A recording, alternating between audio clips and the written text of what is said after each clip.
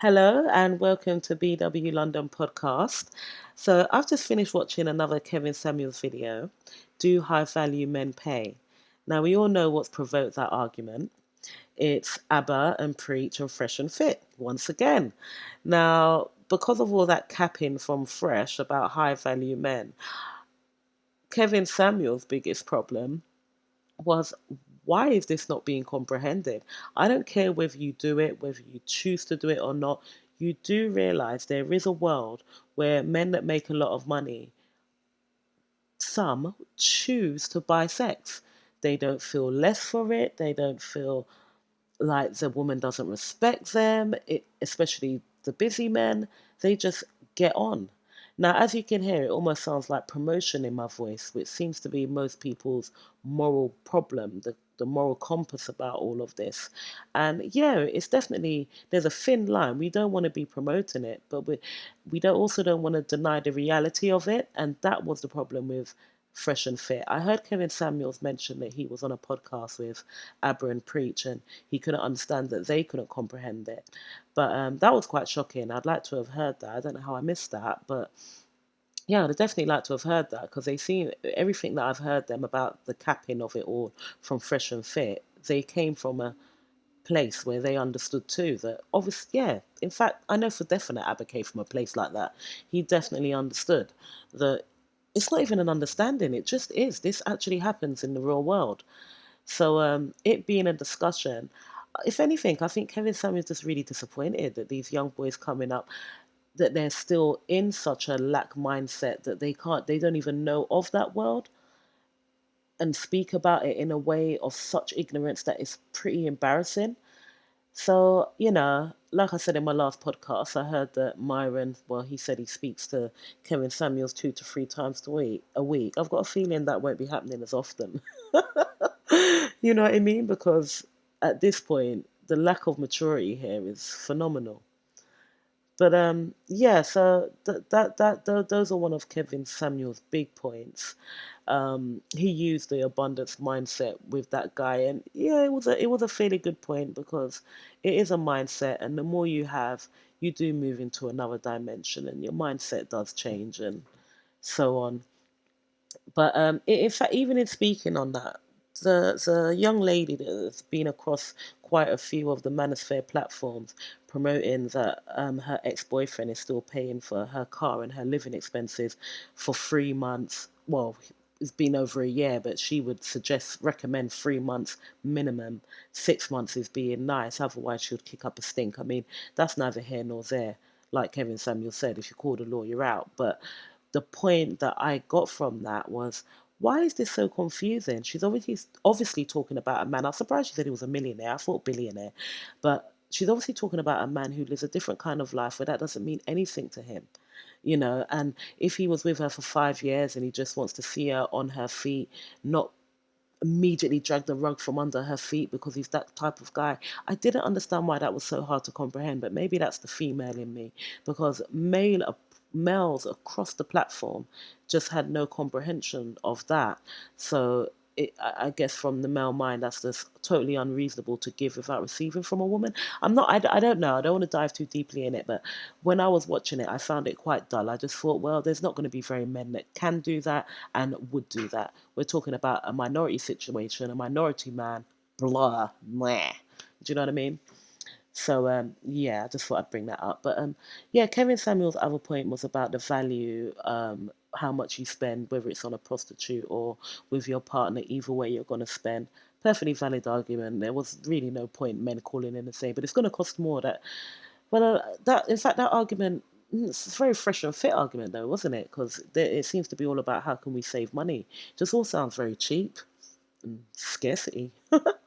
But yeah, Kevin Samuels also made the point about men being productive and skilling up and not focusing on game, and that can come later. In the meantime, you can bang one out with uh, ex-worker. But yeah, that's obviously not something that people with certain values and religious mindsets are not going to be able to comfortably sit with. It has massive hypocrisy. That's all I heard tonight. There's lots of hypocrisies, lots of Derek Jenks is, in the sense that you're taught not that to say that they wouldn't not use a like they wouldn't not use an ex worker, or they would, but the fact of the matter is, can we stop talking like this doesn't happen? Even if you don't understand that world, we know what this is. Bringing up arguments. I mean, I personally don't like when abuse is thrown out very easily. If you ever meet a person who's been abused or suffered from um, a food disorder, or even something like being claustrophobic, when you hear people speak about it in a very blasé way, it's very insulting. And so yeah, bringing up about the addictions that it can cause. It's not that it's the same thing, but it's just the sensationalization of the things that can really go wrong. You could say that about porn and lots of other things. It's not that these things ain't true, but we pick and choose when we say it. But like I said, I feel like most people's problem tonight was we don't want to promote this. But that wasn't Kevin Samuel's point. It was the reality of this. So yeah, the man that called that clearly was a Christian and was afraid to say, he probably felt like he would have sounded like a panana if he had said no sex before marriage. But it's a real belief. But if someone is a man is believing that, and he's 30 years old, and all this time he's wanted a wife, and he's wanted to do the thing, this is a problem. This is a real problem.